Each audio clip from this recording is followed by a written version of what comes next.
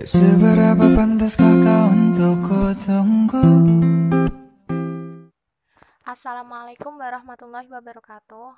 Perkenalkan, nama saya Royhatus Solihah, NIM 1813300000395 dari Prodi PGSD Unisnu Jepara. Di sini saya akan menjelaskan tentang model pembelajaran Problem Based Learning dan Inquiry Based Learning. Dan yang pertama, model pembelajaran Problem Based Learning. Pembelajaran berbasis masalah atau Problem Based Learning atau PBL adalah suatu model pembelajaran yang didasarkan pada prinsip penggunaan masalah sebagai titik awal akuisisi dan integrasi pengetahuan baru. Model pembelajaran ini pada dasarnya mengacu kepada pembelajaran mutakhir lainnya, seperti pembelajaran berdasar proyek, pembelajaran berdasarkan pengalaman, pembelajaran autentik, dan pembelajaran bermakna.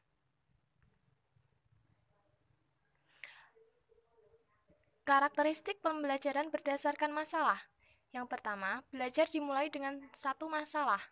Yang kedua, berpusat pada siswa dalam jangka yang lama, menciptakan pembelajaran interdisiplin, mengajarkan kepada siswa untuk mampu menerapkan apa yang mereka pelajari di sekolah dalam kehidupan yang panjang. Yang selanjutnya, pembelajaran terjadi pada kelompok kecil atau kooperatif. Selanjutnya, guru berperan sebagai fasilitator, motivator, dan pembimbing. Yang selanjutnya, masalah diformulasikan untuk memfokuskan dan merangsang pembelajaran. Yang kedelapan, masalah adalah kendaraan untuk mengembangkan keterampilan pemecahan masalah. Yang terakhir, informasi baru diperoleh lewat belajar mandiri. Keunggulan pembelajaran Problem Based Learning. Yang pertama, siswa lebih memahami konsep yang diajarkan sebab mereka sendiri yang menemukan konsep tersebut. Yang kedua, melibatkan secara aktif memecahkan masalah dan menentukan keterampilan berpikir siswa yang lebih tinggi. Yang ketiga, pengetahuan tertanam berdasarkan skemata yang dimiliki siswa sehingga pembelajaran lebih bermakna.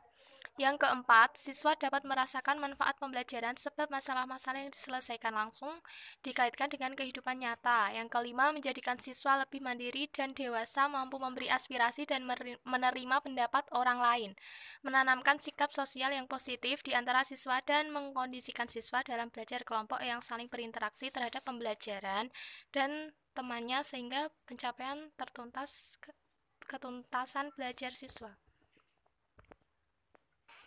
Kelemahan pembelajaran Problem Based Learning. Yang pertama, pembelajaran model Problem Based Learning membutuhkan waktu yang lama. Yang kedua, perlu ditunjang oleh buku yang dapat dijadikan pemahaman dalam kegiatan belajar, terutama membuat soal. Langkah-langkah kerja atau sintak model pembelajaran Based Learning. Yang pertama, orientasi peserta didik pada masalah. Yang kedua, mengorganisasikan peserta didik untuk belajar. Yang ketiga, membimbing menyelidikkan individu maupun kelompok. Yang keempat, mengembangkan dan menyajikan hasil karya dan menganalisis dan mengevaluasi proses pemecahan masalah. Yang selanjutnya, model pembelajaran Inquiry Based Learning atau IPL. Inquiry Based Learning atau IPL adalah sebuah teknik mengajar di mana guru melibatkan siswa di dalam proses belajar melalui penggunaan cara-cara bertanya, aktivitas problem solving, dan berpikir kritis. Dapat disimpulkan bahwa inquiry merupakan suatu proses yang ditempuh siswa untuk memecahkan masalah, merencanakan eksperimen, melakukan eksperimen, mengumpulkan dan menganalisis data, dan menarik kesimpulan. Jadi, dalam pembelajaran inquiry ini, siswa terlibat secara mental maupun fisik untuk memecahkan masalah yang diberikan guru. Karakteristik model inquiry based learning. Strategi inquiry menekankan kepada aktivitas siswa secara maksimal untuk mencapai dan menemukan atau siswa sebagai subjek belajar. Seluruh aktivitas yang dilakukan siswa diarahkan untuk mencari dan menemukan jawaban sendiri dari sesuatu yang dipertanyakan, atau guru bukan sebagai sumber belajar, akan tetapi sebagai fasilitator dan motivator belajar siswa. Tujuan dari penggunaan strategi pembelajaran inquiry adalah mengembangkan kemampuan berpikir secara sistematis, logis, dan kritis. Kelebihan model inquiry-based learning. Yang pertama, dapat membentuk mengembangkan self-concept pada diri siswa, sehingga dapat mengerti tentang konsep, dasar, dan ide-ide lebih baik. Yang selanjutnya, meningkatkan kemampuan berpikir siswa, membuat pembelajaran lebih menarik, menambah keingintahuan, memberdayakan siswa, dan mengingatkan pemahaman.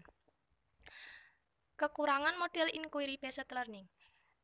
Diharuskan adanya kesiapan mental pada siswa. Perlu adanya proses penyesuaian atau adaptasi dari metode tradisional ke pendekatan. Langkah kerja atau sintak model pembelajaran inquiry-based learning. Yang pertama, orientasi. Yang kedua, merumuskan masalah. Yang ketiga, merumuskan hipotesis. Yang keempat, mengumpulkan data. Yang kelima, menguji hipotesis. 6. Merumuskan kesimpulan. Jadi, di sini saya akan menjelaskan persamaan antara inquiry-based learning dan problem-based learning. Dilihat dari dominasi sumber belajar siswa, jenis tugas, konten pembelajaran yang diangkat dalam pembelajaran, tujuan utama pembelajaran. Jadi, di antara keduanya, dominasi sumber belajar siswa sifatnya mandiri. Yang kedua, jenis tugas, kelompok atau individu. Yang ketiga, konten pembelajaran yang diangkat dalam pembelajaran, masalahnya sudah ada. Yang keempat, tujuan utama pembelajaran, sama-sama agar siswa berpikir kritis. Perbedaan antara inquiry-based learning dan problem-based learning.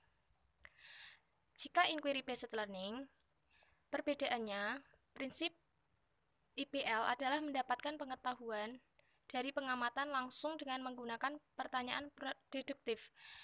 Prosedur yang digunakan adalah eksplorasi, menemukan, dan aplikasi. Hasil dari IPL adalah pemahaman konseptual tentang prinsip ilmu pengetahuan, pemahaman terhadap penyelidikan ilmiah, dan paham akan aplikasi IPTEK. Perbedaan problem-based learning. Prinsip PBL memaksimalkan pembelajaran dengan menyelidikkan penjelasan dengan memaknai masalah yang nyata dan bermakna. Prosedur yang digunakan mengidentifikasi masalah, mengaktifkan pengetahuan sebelumnya, dan elaborasi pengetahuan. Hasil PBL lebih menekankan pada keterampilan, memecahkan masalah, dan mengarahkan diri sendiri. Sekian penjelasan dari saya. Kurang lebihnya, mohon maaf yang sebesar-besarnya. Wassalamualaikum warahmatullahi wabarakatuh.